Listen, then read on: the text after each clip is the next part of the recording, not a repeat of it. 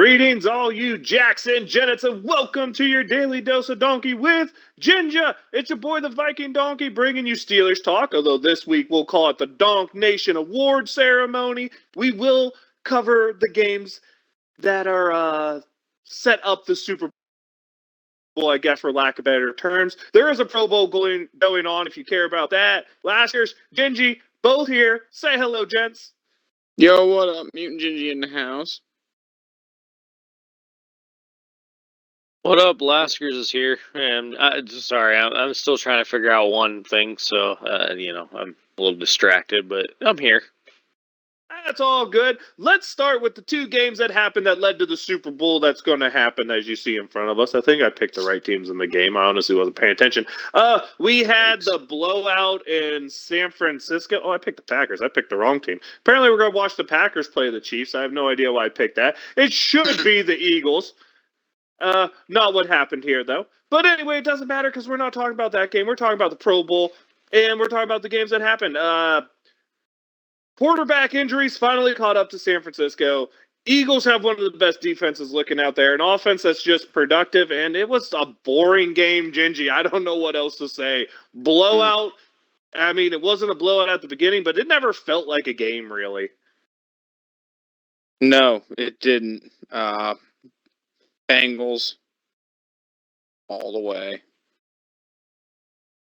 By that, of course, he means Eagles, as the other game had the Bengals losing to the Chiefs in, I hate to say this, but a game that should be marred in controversy because the most influential players on the field were wearing the zebra stripes, Laskers. Oh, they definitely were. And that's a typical Chiefs game, unfortunately. It's been that way for the last few years, and I should say the NFL needs to do something about it, but they're never going to do anything about it because they want Patty Mahomes to be there every year if they can somehow swing how to get them there. There's a couple things I want to say about this game, Gingy. Fifth down play again, huh? I guess we're back to Colorado days in football. We get to play with fifth downs because apparently downs don't count, although everyone on the field thought they counted, except for one ref who apparently didn't think it should count, but then they don't even tell the teams that until everyone's set up to punt the ball. No confusion at all, no bad refereeing. And then we get to a thing where, what is forcible contact, Gingy? If I put a hand on your shoulder, is that forcible contact and flaggable? I'm not sure. You hate to see a game go that way, really, where refs are making decisions of that magnitude. But again, when you talk about these two professional teams, you got to put yourself in a better position to win. And it was a hard-fought game all the way. Yeah, sorry about that. I got my games mixed up earlier. Yeah, I was talking about this Bengals-Chiefs rivalry is becoming quite the classic. Don't you agree? Yes, and two great quarterbacks leading both ways. Probably something that's going to be entertaining for a while is both of those teams have something in common, and that's both of those quarterbacks are really good closers, and that's fun to see. But my biggest question here is, if we want to protect players so much, I have to say something. You are going to go to the sideline like that? That whole white strip should be legal contact area if you're moving towards it and a player's already in motion. Because let's be honest, and I've seen him do this before, we've seen Patrick Mahomes stop on the sideline, make defenders look stupid, and gain another 15 yards because they're afraid to touch him. But this is why they're afraid to touch him. Because if you go there and he decides, you know what, this time I am going to step out of bounds, you could potentially lose a game, which is what happened here. I'm not going to blame just that one play. More played into that. But I hate to say this, and it's a bad look for the NFL, when a game just looks like it is terribly officiated, but what makes it worse is when it's terribly officiated one way. You're talking a really bad PI call on Mike Hilton right after the fifth down was allowed to happen. You're talking blatantly missed pass interferences in the end zone against Jamar Chase and T. Higgins. This is not a good look for the NFL to have a championship game go down the way this one went down. Do you guys agree? Well, I agree, but they don't care. Fair. Still a bunch of eyeballs on it, Donkey.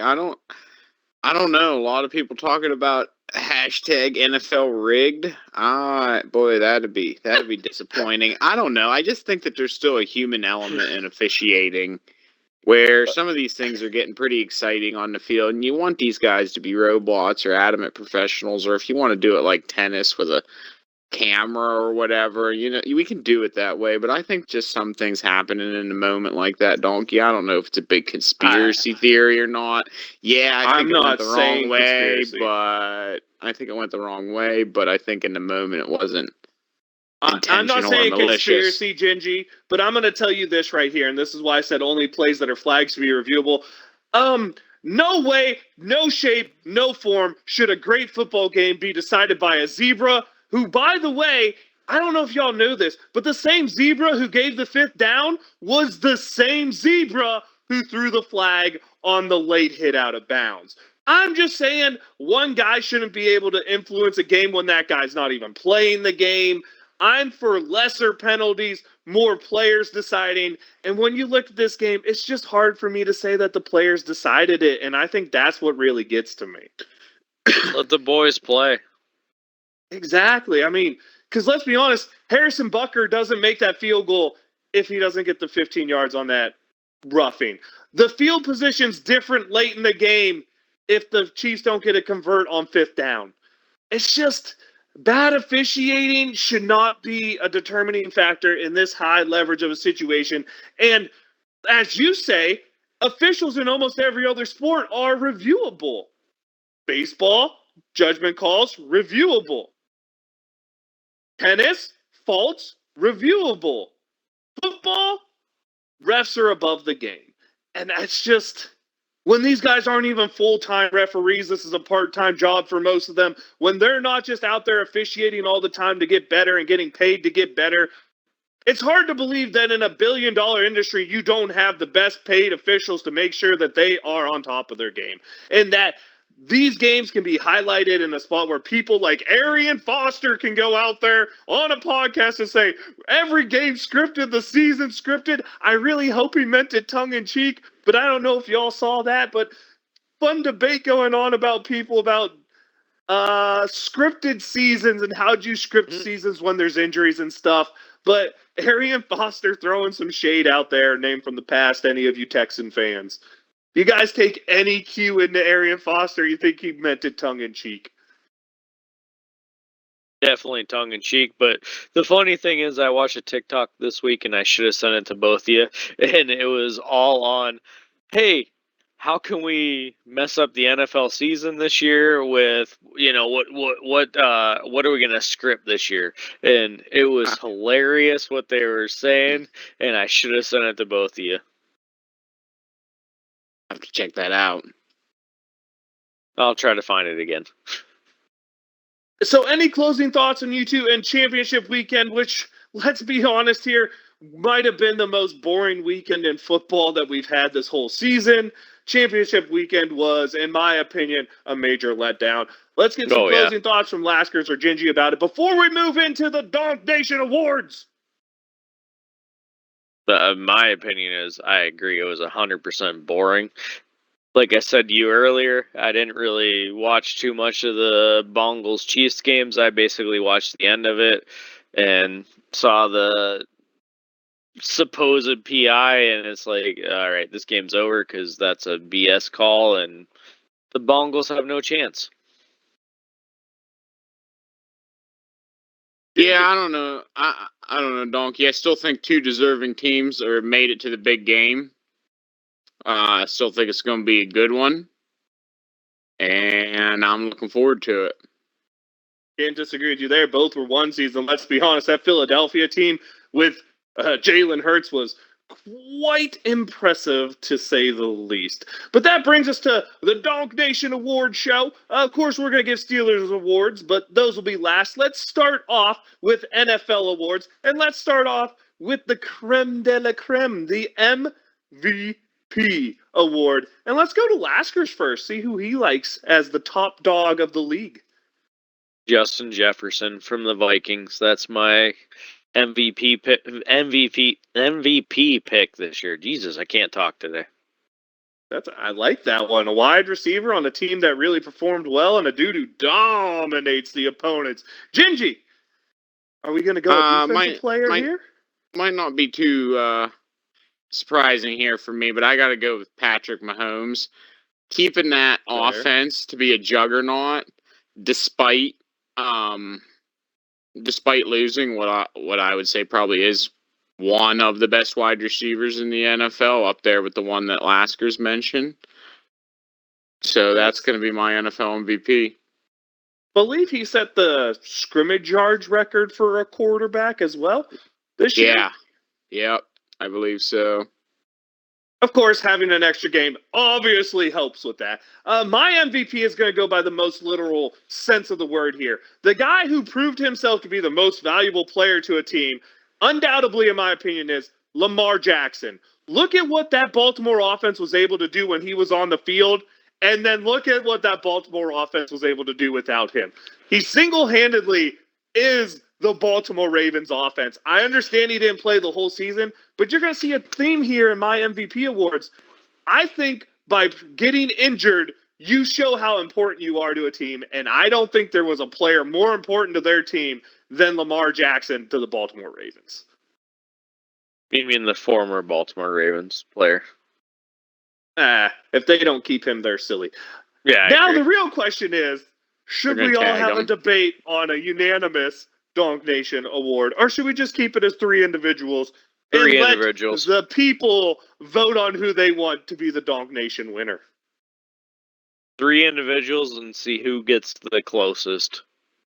Which, honestly, if we just leave it up to the people to vote, will probably be my wife gets to be deciding factor, so she better vote for my people. I'm just putting it out there No. now. I said who gets to the closest to who wins. Oh, well, that's not fair, because I tried to get that one. All right, let's go. NFL Offensive Player of the Year. Gingy, why don't we start with you?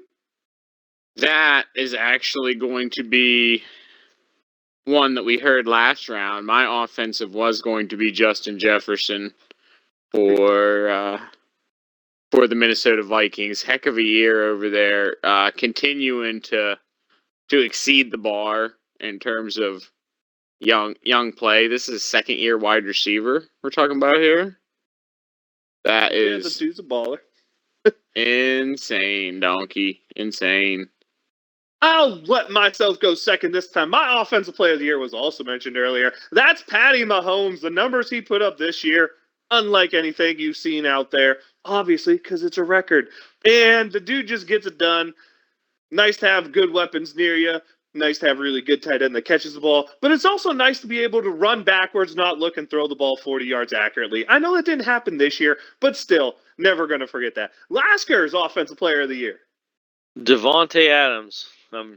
I'd have to recheck, but I'm pretty sure he has the most TDs out of a wide receiver, or receiving TDs, I guess I should say, on a really bad team.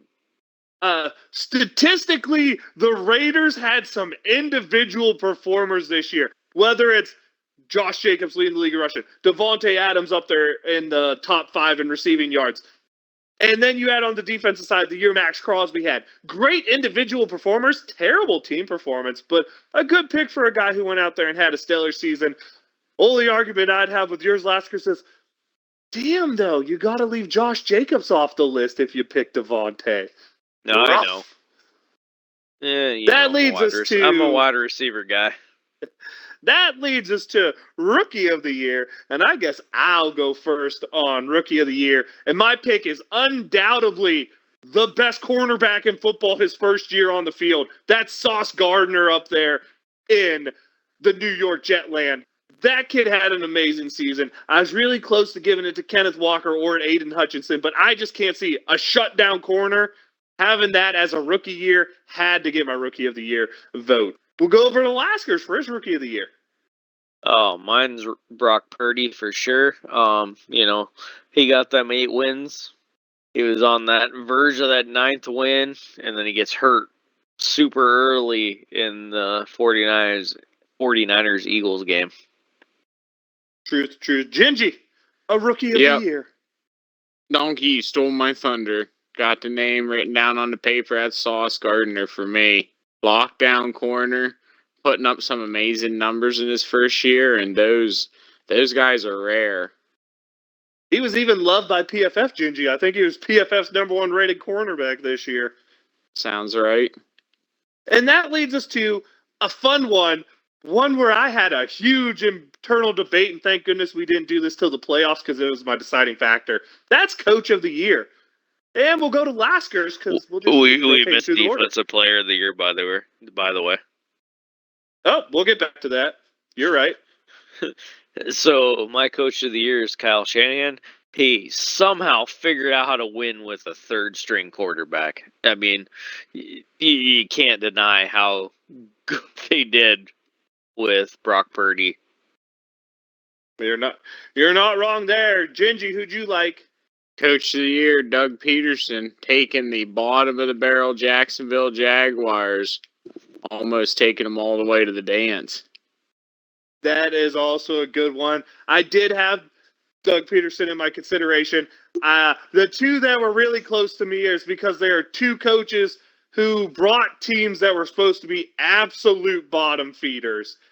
I'm looking at, you got to think, Pete Carroll and what he did in Seattle was good, but that's not my choice. Because he was able to win a playoff game, my choice has to be Brian DeBull and what he did with the New York Giants. I mean, Danny Dimes went from a trash can to serviceable. I'm not saying good, but DeBull came in, had the system, made it work, got the job done. I have to give it to him because I had to look for one of those teams that was predicted to be worse than their division and then won out and was successful. So that's got to be my pick there. And I guess, Lasker, since you're absolutely right, I forgot. Defensive Player of the Year, we're going to skip you and go to Gingy for his. I am going with Nick Bosa, defensive lineman, 49ers. Gotta love me a good rusher. Good pass Gingy, rusher, donkey. You have absolutely fallen into the NFL narrative of MVP goes to the best quarterback, Offensive Player of the Year goes to the best non-quarterback, and Defensive Player of the Year goes to the best pass rusher. Gingy, That's where Gingy, I am the meta. You are the most basic fan ever. I am the Just meta. kidding. Not basic, meta. Basic. You are Meta. the white girl that goes to Starbucks and gets a Frappuccino. Is that still considered basic anymore? If you know, Sure. you know, donkey. Okay. My Defensive Player of the Year is going to go to the best middle linebacker, a guy who not only got interceptions, had sacks, and was second in the league in tackles, maybe third, depending on which site you want to go through. And that's Roquan Smith. Apparently, I have a very Baltimore Raven heavy awards going on here. But that's who I liked for it. Lasker's Defensive Player of the Year. Hassan Reddick. 5 forced fumbles, 3 recovered. You know, that's an impressive stat line right there. Oscar's also loving the pass rushing combo. See, this is why I had a hard time picking just a singular pass rusher. You guys did good ones there. But you have Reddick. You have Bosa. You have Aiden Hutchinson. You have, now that's a rookie, didn't have as great of a year. You have Max Crosby. Man, there are just so many good pass rushers this year who all led in a different individual stat. Just unique up there. Really fun to see. I appreciate all of the NFL awards, but we're Steelers fans, guys. Do we care about NFL awards, or do we care more about the team we actually follow and know a little bit more than the score sheet stuff and an occasional Sunday night football we watch while Laskers has 2 beers in his hand? Only No, one Laskers? beer, man. That is your Pittsburgh Steelers MVP. Let's go to Gingy, because you have to let the Yinzer go first.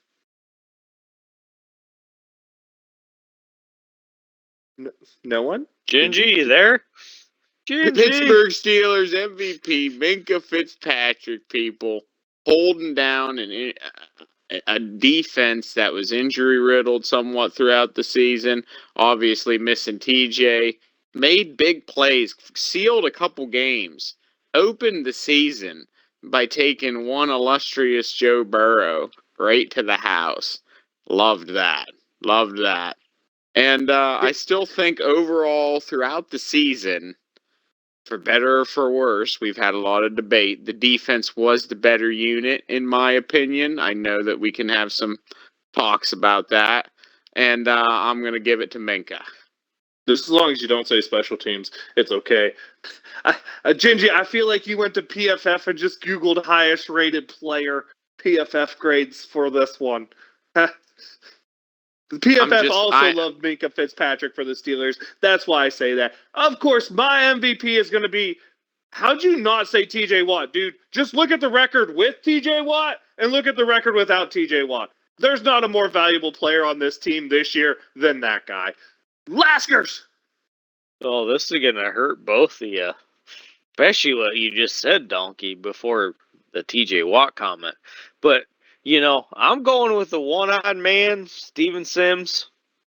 Once we put him in, we had good return yards and the limited mistakes. He did have a few mistakes, but he did a really good job for us on the return game this year. Laskers, you are most certainly two-fisting with the Steven Sims pick. I like it. I told you it was gonna be a gutsy pick, but it's better than Gunnar Olszewski. I agree with that.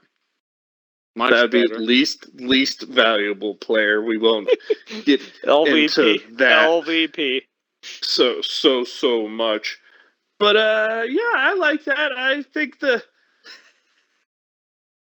I am surprised that anyone picked an offensive player because I couldn't think of an offensive player that stood out. So thank you, Laskers, for that. So let's get into offensive players. I guess I get to go first this time.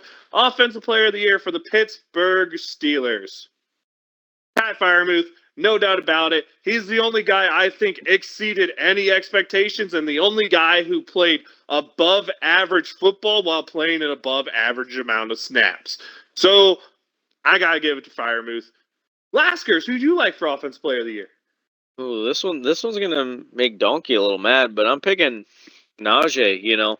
He didn't do so good in the beginning of the season, but towards the end of the season, he turned it on and he has the most touchdowns and the most yards for the team. So, got to give it to Najee. I'm not against that. My only criticism with Najee is below average production when you look at it outside of the Steelers realm. Oh, for sure. Gingy! But we're only talking about Steelers realm. Yes, there's no argument here. Going to be doubling down on making Donkey mad. My guy here was Najee Harris for Steelers offensive MVP. Beaten again the offensive production. It's not outstanding, but we're talking about a guy coming in his second year. He was able to keep off of any long-term IR, and while his production, it was hard watching him through those games. You could tell he was hurt, but that was really showing to me a guy who can push through some of those things, and I'm looking forward to a healthy season from him. Still put up another back-to-back 1,000-yard seasons for 1,400. So we're still talking about a guy who's getting work done and touching the ball. He's going to be a big part of the offense and a big part of the success moving forward if the Steelers are to have any. My hardest problem with him is the backup looks better than him 70% of the time. And I'm going to say this because I remember back in the day, the Yinzer Mafia on some Steelers blog sites telling me that if a running back doesn't average at least 4 yards a carry, he shouldn't be your starting running back. I'm not saying Najee shouldn't be, but the Yinzer's attacking the heck out of that. And I get it. Who are you going to pick in the Steelers offense, honestly, as Offensive Player of the Year, guys? It's not like we had a great choice here. You had a quarterback who statistically had not a very good year. You didn't have a 1,000-yard receiver. You didn't have anyone who had more than 6 touchdowns outside of Najee Harris. And you had an offensive line that was a lot of bleh. So I get it. This was slim pickings. I think you had 3 legitimate choices. Obviously, Najee, because of just overall production, was a good choice. You have Pat Freiermuth in terms of production compared to position. I mean, a top 10 tight end in almost every category there. And then you could argue for George Pickens, which might lead us to Rookie of the Year. I have no idea who we're supposed to go to. So Laskers. I know I skipped defensive player, but that's because I did it last time. So we're going to end on that one again. Rookie of the Year for the Steelers. He also skipped most improved, but you've already led into it. My Rookie of the Year is George Pickens.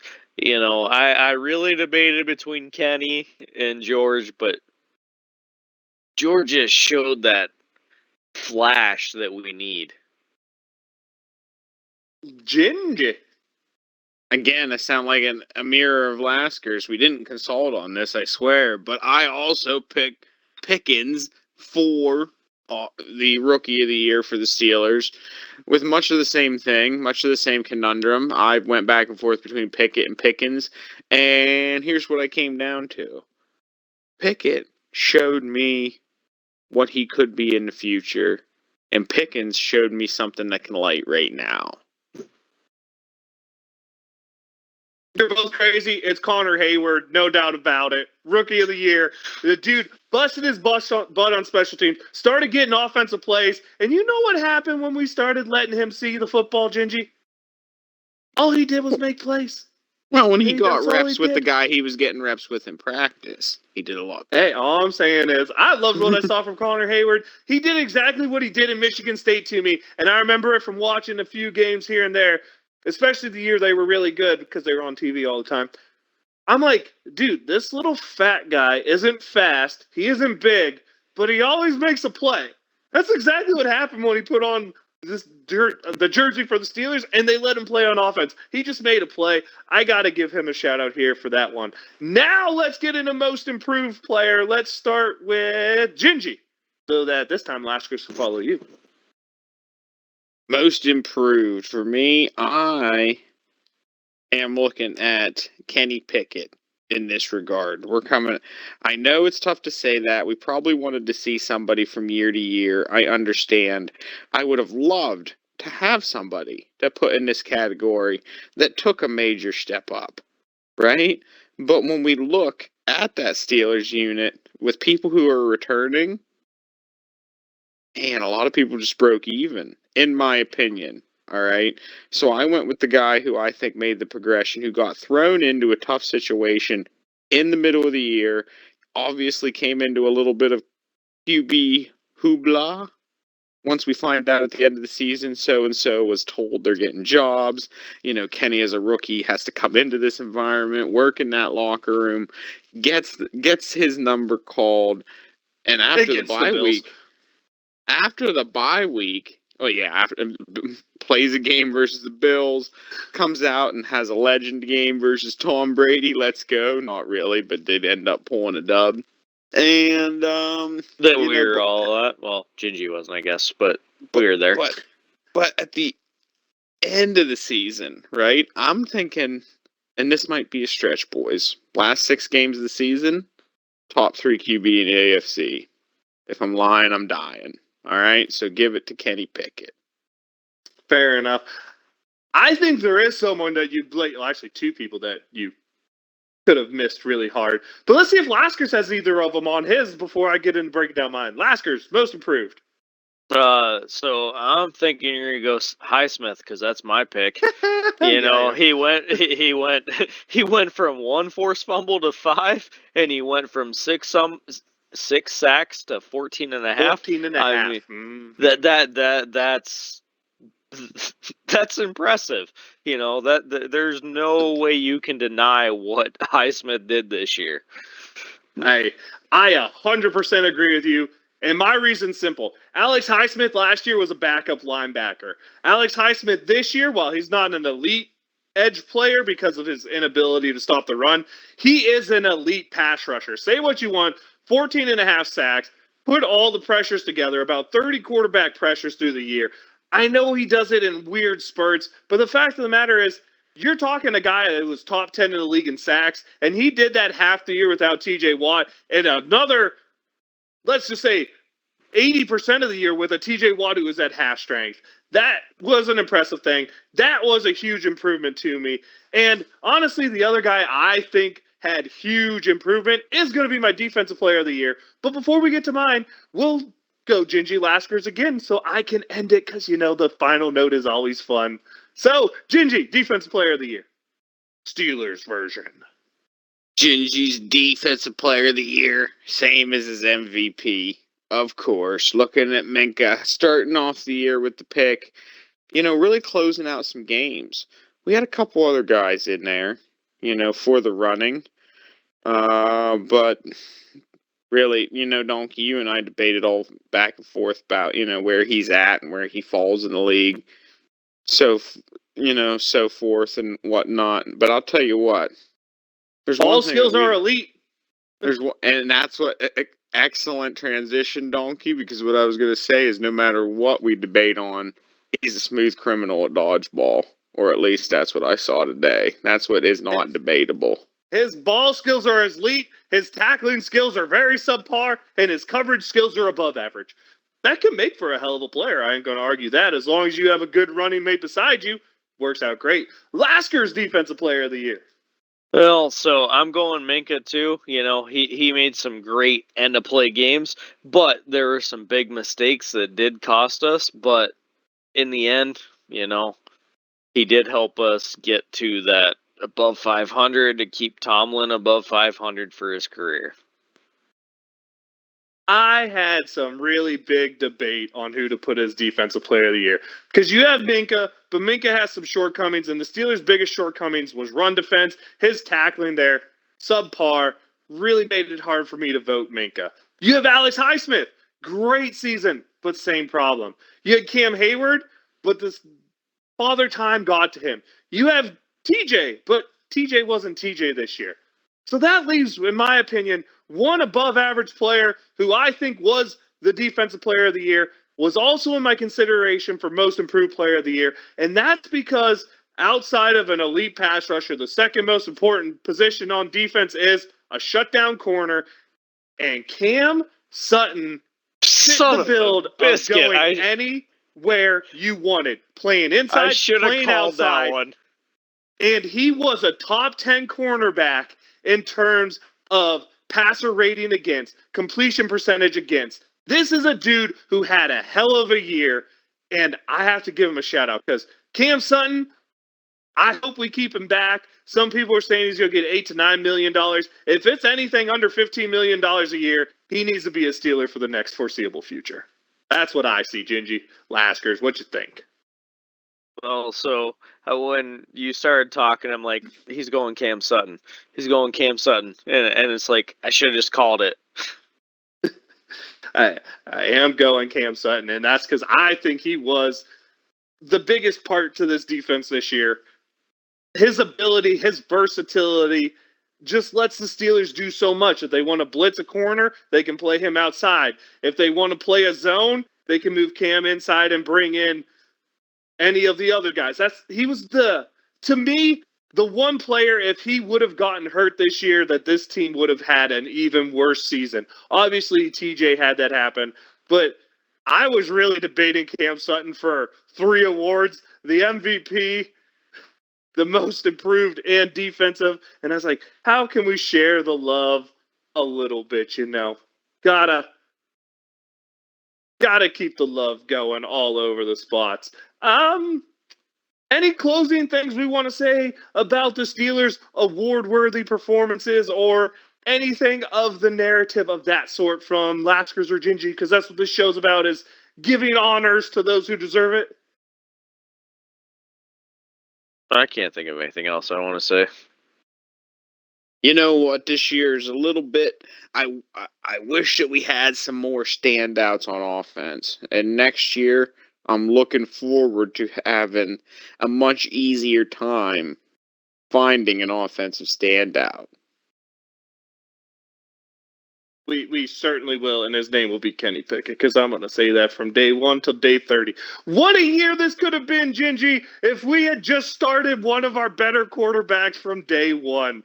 We could have made it to the playoffs and got our butts absolutely whooped by the Buffalo Bills. Just saying. What an honor it would have been, eh? We could have.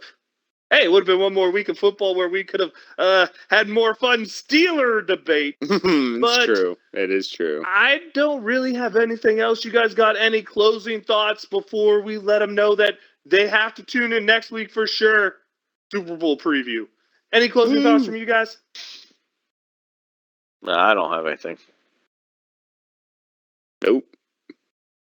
All right, then I'm going to let you know. I'm Viking Donkey. That's Viking_Donkey on Twitch and Twitter. Your daily dose of Donkey with Ginger is the YouTube channel. Leave us a comment. Leave us a follow. Let us know if there's anything fun you want us to talk about in the off season. Any cool things you saw about the Steelers that we didn't notice. Leave us your awards, because heck, it'd be fun to know in there.